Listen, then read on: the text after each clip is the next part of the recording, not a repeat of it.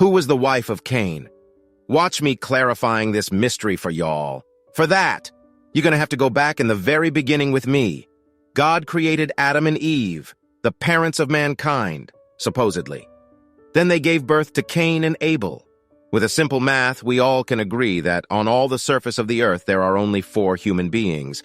If there was to be any other, he or she would have to be a third child from Adam and Eve, but so far there's no one else. Then it is reported that Cain killed Abel. That means now we have only 3 people on earth. When God found out about the murder, he punished Cain in Genesis 4, verses 13 and 14. Cain said to the Lord, "My punishment is more than I can bear. Today you are driving me from the land. I will be a restless wanderer on the earth, and whoever finds me will kill me." So Cain was banned from his parents' land, which considerably reduces his chance to meet his future sister if Eve was to be pregnant a 3rd time.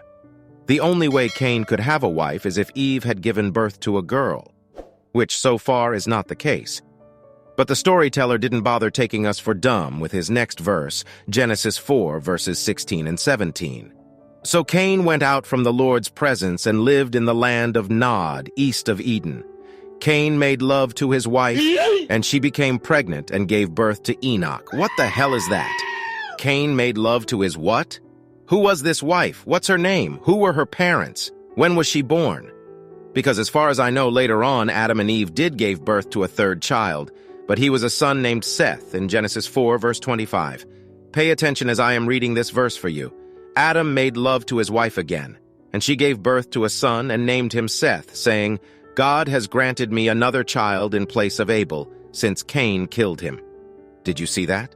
Adam said, God had granted her another child in place of Abel since Cain had killed him.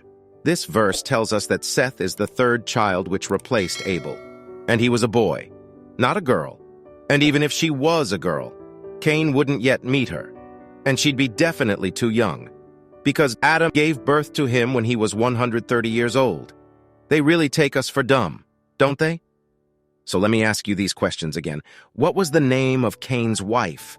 Who were her parents? And when was she born? They couldn't even put a name on the second mother of mankind. God damn, I've had enough of this book for real. Do you still believe in the Bible? Do you still believe the Bible is reliable? Don't you still realize how fictional the story of the creation is? If you enjoyed this video, subscribe, because I'm going to expose all the Bible stories for you one by one.